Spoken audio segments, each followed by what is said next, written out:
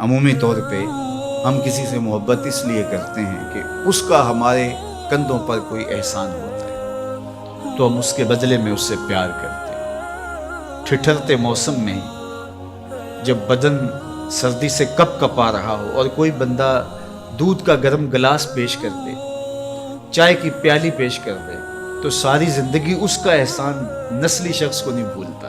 تو کسی کا احسان جو آپ کے کندھوں پر ہو، آپ اس کے احسان کے بوجھ تلے دبے رہتے ہیں۔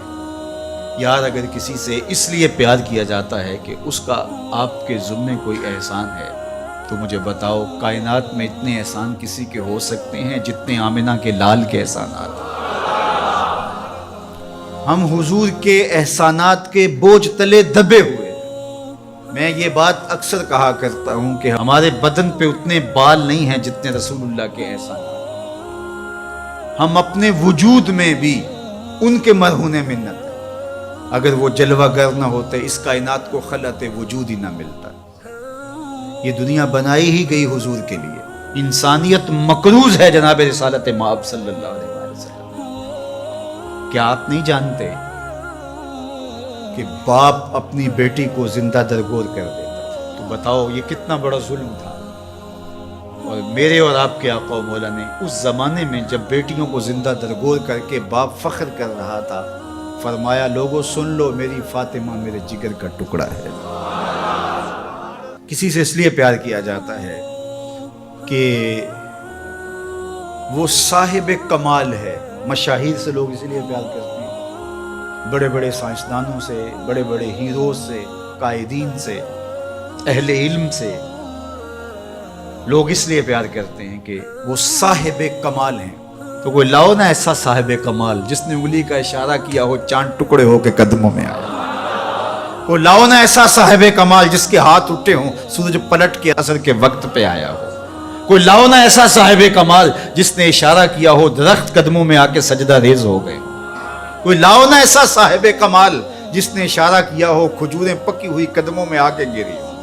او سڑیاں کھجوراں اگا جاندہ ہے، او پتھراں نو کلمے پڑھا جاندہ ہے۔ قطرے کو سمندر ذرے کو ستارہ کرتے ہیں، کونین کو خم آ جاتا ہے جب زلف سنوارا کرتا ہے۔ کوئی لاؤ تو صحیح زمانے میں ایسا۔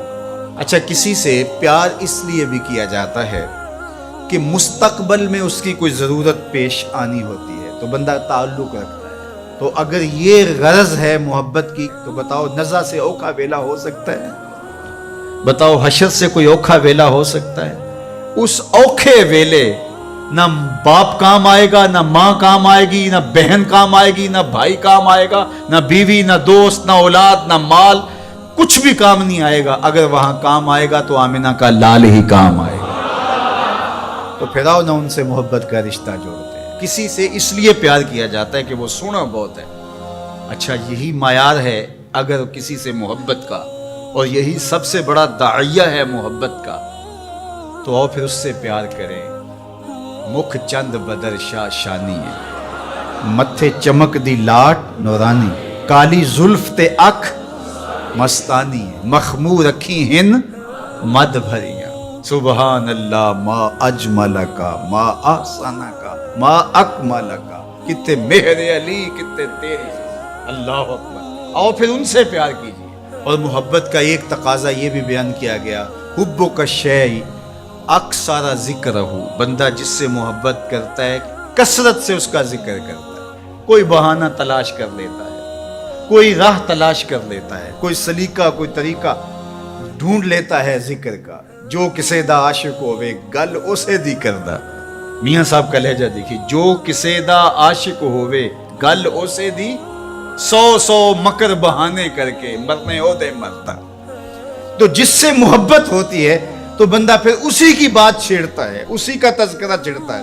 کثرت ذکر قرار جاں کا سبب اور ذریعہ ہے، اور تسکین کا سبب اور ذریعہ ہے۔ محبت کا ایک تقاضا محبوب کی اطاعت اور فرما برداری ہے۔ جس سے بندہ پیار کرتا ہے اس کی بات بھی مانتا ہے، اس کے انداز کو اختیار کرتا ہے، اس کے طرز زندگی کو اپنے زندگی میں اتارنے کی کوشش کرتا ہے۔ وہ کیسی محبت ہے کہ محبت اور محبوب کی مخالفت ہو رہی ہے۔ میں اور آپ غور کریں ہمارا کیا کیا حضور کو پسند نہیں۔ سر کی چوٹی سے لے کے پاؤں تک اپنے آپ پر غور کریں. اپنی شادی بیاہ سے لے کے عقیقے ولیمے تک اپنے انداز زندگی پہ غور کریں. اپنے بچپن سے لے کے بڑھاپے تک اپنی زندگی پہ غور کریں. اپنے کاروبار سے لے کر کے طرز معاشرت پر غور کریں. حضور کے نام کے نعرے لگاؤ، حضور پہ درود پڑھو، حضور کے حسن کا ذکر کرو، حضور کی نعتیں پڑھو، محافل سجاؤ، حضور کے لیے قربانیاں پیش کرو.